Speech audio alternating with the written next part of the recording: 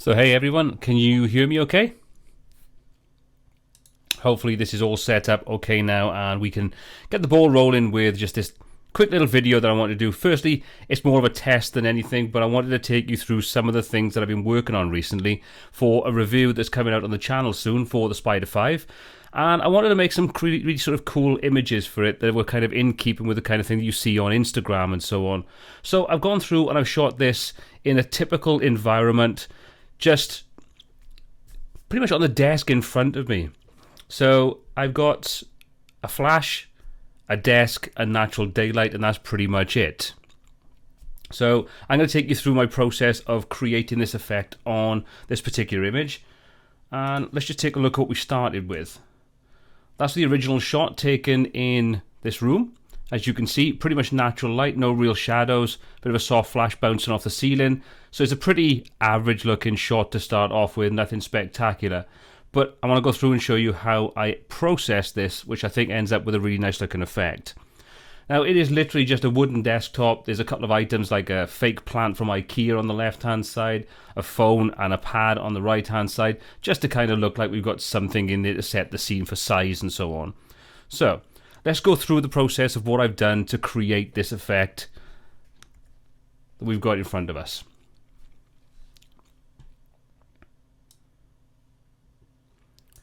So as always, I'm going to go through the develop module and I'll go through all the tools on the right hand side that I tend to use, and we'll go through these in the kind of the order that I generally tend to use them. So I'm going to jump over to the basics panel first of all, and we're going to take a look. Let's just reset this back to where it was. So let's just take a look at what we've got to start off with. So let's just make sure that we've got the color tint and everything is the way I want it to be. At the moment it's probably looking just a little bit too cool, so I just want to warm that ever so slightly. I won't go crazy with it, but I want to bring out the sort of warmth in the wood texture that we've got there. So somewhere around that kind of figure looks pretty good to me. I'm going to give it a little bit of a kick with the tint as well. Don't want to go too far with this, otherwise it tends to look a little bit weird and purple. So that's looking okay. It's a pretty good starting point. And I'm finding that the exposure is probably just a little bit too high. So I'm going to just pull that back down a tad just to give us a little bit more room. Probably about a third of a stop. Could be more than enough to work with. So that's looking pretty cool. I like that. Now I want to get the contrast in this. I want to get some of the texture and the grain that we've got in this wood. I really want to pull that out a fair old bit. So we're going to grab the contrast. We're going to give that a bit of a good kick. Probably up around the mid-20s. Maybe push it as far as 30 maybe, depending on how good it looks. Yeah, around there kind of looks pretty good. I'm not too worried about it starting to get a little darker because we can compensate for that quite easily. Next thing I want to do is grab the highlights. We're going to pull those back down just to make sure we don't lose any of the detail in this box and in the plant on the left hand side. So we're just going to grab that, pull that back down. Kind of about there's looking pretty good. And we're going to give the shadows a bit of a kick as well. So I want to make sure that they stand okay. So we're going to push those up, get them up to about... Yeah, that looks pretty good. I don't mind that. That's quite nice. Grab the whites, and we're going to do the same thing again with those. We're going to give those a kick, so we want to make that sort of white nice and clean and punchy. So let's push that up.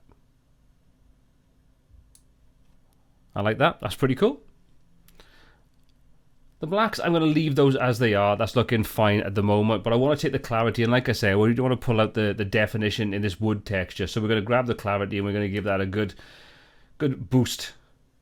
Up to about, oh, plus 50 looks pretty good. I like that. Next up, the vibrance. I want to get the warmer tones to stay in there, but I want to desaturate the rest of it. So we're going to give the vibrance a bit of a push, and we're going to pull the saturation back. Not too far, somewhere around that kind of region looks pretty nice. So this is our starting point. Like I say, you can see the grain is really starting to stand out in the picture. We've got the whites are pretty good, nice and clean. There's a couple of marks of the boxes which I would deal with separately. So next thing we want to do is move down to the tone curve. And what we're going to do on there is we're going to crush those blacks down a little bit.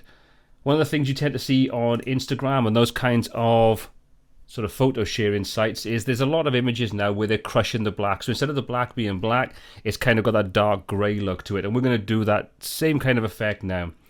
So I'm literally going to just put 3 additional points where we've got the intersecting lines. And if you've seen any of my other videos, you'll know that this is the kind of technique that I use a fair bit on that.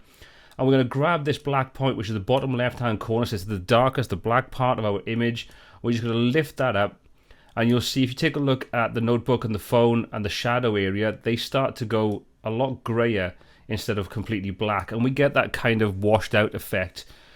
To compensate a little bit for that, we're just going to grab the midpoint and we're just going to boost that ever so slightly. And I'm talking a tiny, tiny amount there. That's looking pretty nice. And I'm going to grab this highlights and we're going to push that up a little bit. So let's take a look. There's before, there's after. So you can see it gives a pretty nice looking effect.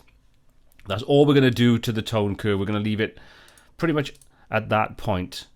So the next thing I want to do is I want to come down to the detail, sorry, the HSL section. I want to control some of the colors in this. I want to adjust things on there. So we've got yellows and greens in this image. So you can see we've got the sort of green of the plant, and I want to sort of just desaturate, or how can I say, I want to change the colors ever so slightly. So what I'm going to do is I'm going to come down to the hue section and we're going to give the yellow a bit of a kick. I'm going to do the same with the greens. Now this is pretty subtle, but it's going to make the difference up in that, in those leaves in the corner. They kind of get a little less fake looking, kind of matches in better with the tones of the image that I want. Next thing I want to do is just give the saturation for the greens just a little bit of a boost. So we're going to go probably about plus 15, plus 20, somewhere around there, so we just get a nice bit of color into those, just to give it a nice bit of contrast on those edges. And that's it. That's all I want to do inside the HSL section. So we can just, before, take a look at the leaves in the top left-hand corner, and after. Pretty subtle, but it's there, and that's what I wanted to achieve. Next up, we're going to come over and we're going to take a look at adding some split toning into this. So let's just open the split toning section. And the split toning is great if you want to add some additional color to your highlights and your shadows to give it a kind of real mood look.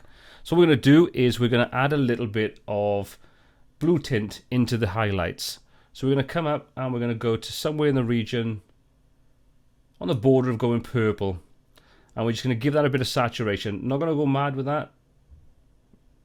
Probably around there is looking pretty nice. I like that. So let's take a look before and after. It just warms the wood up and gives it a little bit more of a sort of natural grain to it. Next thing we're going to do is deal with the shadows. And we're going to give these a sort of orangey tint. Not too much. Somewhere around that kind of region. And we're going to give it a little bit of saturation. These are pretty subtle tweaks, but they're there. They're noticeable. Now that's looking okay, but I want to adjust the balance on this a little bit. I want to grab the balance section and I'm going to move that over so we can focus more, as you can see, on the highlight colors. Now I'm taking around about there is looking pretty good. So let's take a look before and after. So again, it's one of those things, there's the subtle elements that adding up make the effect in the end. That's all I want to do with the split toning. That's pretty much it. So I'll leave the sharpening and everything else until we've done the final stages. But what I do want to do is come down and just add in some sort of post-crop vignetting. So I'm going to come to the effects section. All we're going to do is we're going to come to the amount slider and we're going to pull that back just to darken those edges off, to sort of focus your attention on the actual image itself, which is the focal point in this instance, which is the actual product. So that's looking pretty good. I like that. Finally, all we're going to do is we're going to come into the details section and I want to adjust some sharpening. Now, if you ever use the sharpening tools, an easy way of working with this is using the Alt key on your keyboard. And when we do that and we slide those up, we can see exactly what's going to get affected. So these white areas are showing the contrast between the height, the sort of the edge detail, and the areas that are not going to be affected. So the black is going to be unaffected. The white is going to be sharpened. So what I want to do is just bring this down. I want to apply sharpening, but I don't want to go crazy with it. So this is going to help pull the detail out in the edges of the box, around the typeface, and the grain in the wood itself.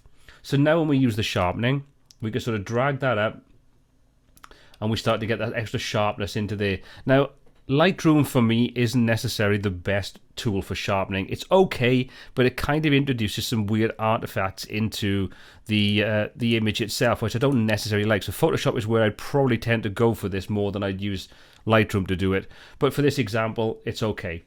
So if we zoom in, we can check to see if we've got any noise. And it's not too bad. It's looking pretty good. What I would probably do is just add in a little bit of luminous noise reduction. So we just drag that over, probably around that kind of region. Yeah, that's looking okay to me. You might not be able to pick this up on the screencast. It might not show it the best. But you can see we've got a couple of little problems. We've got some marks in the box and everything. So what I tend to do with this is come up and just use the spot removal tool. And we can deal with some of those quickly and easily, just to make sure we can get rid of those little spots and marks and blemishes and so on that's on the product box, which obviously you wouldn't want to sort of show up. Again, this is one of those things that Lightroom's okay for this, but Photoshop is ultimately a lot easier to work with, where you've got a lot more tools that you can work with to get much better effects. But this will do. We'll stick it in Lightroom for now. So let's just deal with these little blemishes on the box. I don't like that position of that. Let's just move that up a little bit so we can get a better... Yeah, that looks a bit better. So, like I say, you could probably take a lot more time dealing with this. And the last thing I want to do is just adjust the crop on this slightly, because I don't think it's focusing enough on the product. So let's just give it a click. Let's just drag this in, making sure that we're constraining the aspect ratio. That's looking pretty good. We'll hit done on that. And there we go. So that's pretty much it. That's the final kind of result. So if we take a look at before, that's what we started with. Like I say, the kind of shot that you take in a typical environment in a room where you've got no specialized lighting, just using a camera and just a flash or just natural lighting. And then with a little sort of bit of time and effort to get these tweaks in there, this is what we can kind of end up with, which, like I say, is very typical of the kind of thing you see on something like Instagram. Anyway, I hope you kind of liked that that effect. I hope it's given you the insight into how quick and easy it is you could do this kind of thing yourselves. If you did, by all means comment on the sort of the live stream that we're on at the moment, and hopefully this has all kind of worked out okay. And this is, like I say, is more of a test than anything, just to see how the live streaming works. So any feedback is much appreciated on the technique that I've covered and the live stream itself. I'll hang around for the next 5 or 10 minutes and answer any questions. And if you want to do that via live chat, or you know, if you want to ask any questions now, I'll try my best to answer any questions you may have.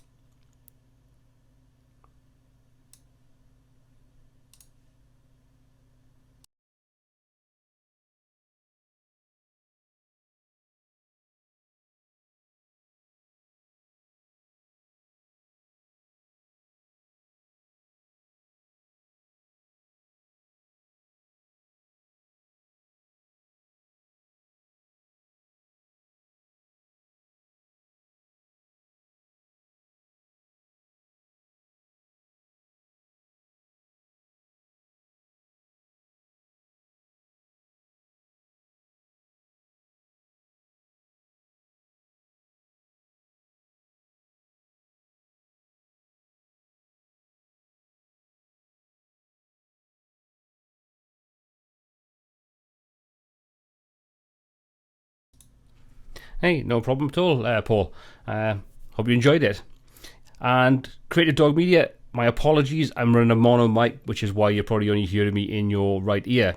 So unfortunately, I need to sort that out for the next time. But other than that, hopefully it's all been okay. The screencast has actually been, clear enough, and you can see exactly what I'm doing. And apart from the mono issue, that the audio has been pretty good as well. So I mean, by all means, let me know. And if you want to see something else in a live stream, please either sort of comment in here, drop me a message, or post it on the actual channel itself. I can take a look at applying other techniques and doing them live for you, where we can have a little bit of a chat about what I'm doing, why I'm doing it, and have a bit of a two-way discussion going on.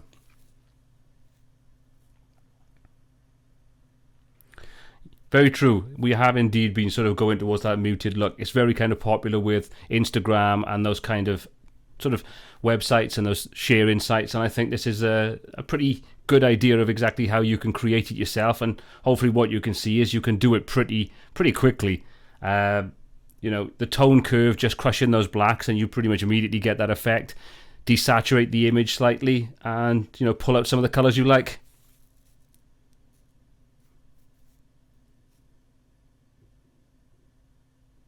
Okay, pretty cool. Are you using a drone, or is it sort of, some other method of the aerial photography? And yeah, by all means, I'm shooting some more landscapes myself. I was out last night shooting some sunset images, again with the drone and with the camera. So more than happy to take a look at doing more of that kind of thing in the future. You know, again, let me know what kind of things you're looking for, and by all means, I'll do my very best to put some tutorials and some live streams together so we can kind of look at that together and see what kind of things we can do. And by all means, if you've got images of your own, you know, pop over to the website, essentiallightroom.com. There's a contact form on there. Just give me a shout and send me your images over, and I can take a look at doing something with those so we can take a look at how I would process your images. You know, always happy to look at any kind of options that we've got out there.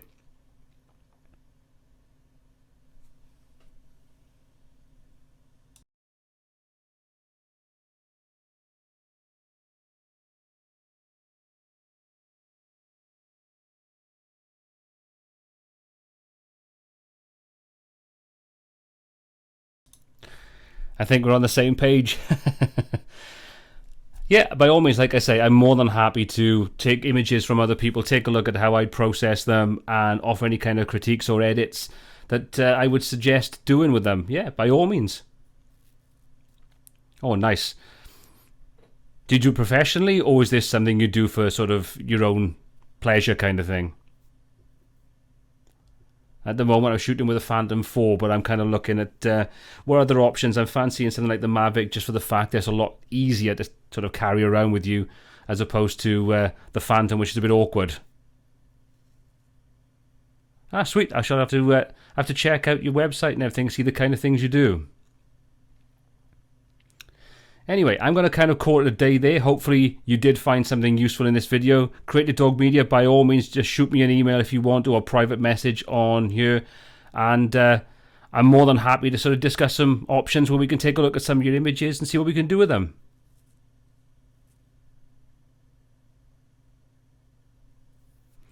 Yeah, I kind of think it's definitely looking pretty good. And I think, if I'm honest, I think the Mavic's going to be superseded. I think we have the Mavic 2 before too much longer. They're pretty quick in their life cycle with the products, and the Mavic's been out probably the best part of 8 or 10 months now, maybe a little longer, so I think it's probably a bit long in the tooth for DJI.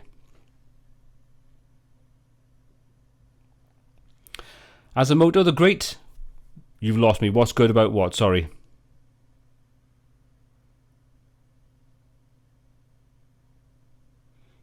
No, you're right. The camera isn't necessarily the best when it comes to, in comparison to like the P4. But I think it's one of those things that for travel photography or travel sort of aerial photography, it's nice to have the option of both. I wouldn't get rid of the P4. I would have the Inspire as well, just so I can chuck in the backpack if I'm going out and doing some vlogging. Then I've got something I can take out, chuck up in the air if I want to sort of shoot some nice aerial footage, or, you know, you're out and about and you want to have something you can just take with you, or on a plane, you know. It's all compromise, I suppose, at the end of the day.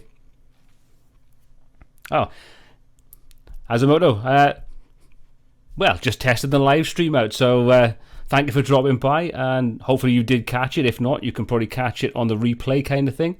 And again, like I said, if you've got any questions, anything you want me to cover on this, by all means let me know, and we can take a look at a live stream or a dedicated video in the future. And I mean, what's a good time? You know, do you kind of think this kind of time scale is good for doing these live streams, or is it a bit early where you guys are, or a bit late? I mean, in the UK it's around 10 o'clock in the evening, so I mean, I don't know what kind of time scale it is for you guys, but I'm open for finding out what the best times are to do this kind of thing, and you know, schedule it more often. Yeah, take care. By all means, send me some information, and we'll see where we can go from there.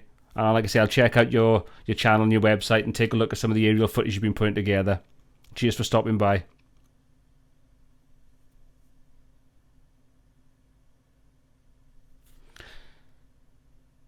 Oh, not too bad then. I say maybe a little later might be an idea, so we can sort of let people get home from work before they can catch up with it. Yeah, sorry about that, Asamoto. It was a bit of a last-minute thing, just sort of trying it out to see what we kind of think of it. I'll put a little bit more notice up on the website and on the Twitter feed and things along those lines, just to let you know when it's going to be scheduled in, so people can kind of schedule it into their own timescales and jump in and hopefully get a few more people watching and interacting when we sort of put a bit of a schedule to this kind of thing, as opposed to an impromptu jump on, try it out, see what happens. Anyway, guys, thank you very much for stopping by. Thank you for the feedback and the comments. Hopefully this is going to be something we'll do on a regular basis. And like I said, if you've got any images you'd like to have critiqued or included in a future video, or any techniques you want covered in a live stream or a video, pop those into the website itself or onto the YouTube channel. Drop me a private message, whatever kind of thing is easiest for you guys, and we'll take a look at doing something in the future to answer those questions and queries. Anyway, thanks again for stopping by, and I shall see you again sometime soon. Don't forget to subscribe to the channel if you're not already subscribed, to be let know when there's a new live stream coming and when there's new tutorials. Anyway, cheers guys, I'll speak to you soon.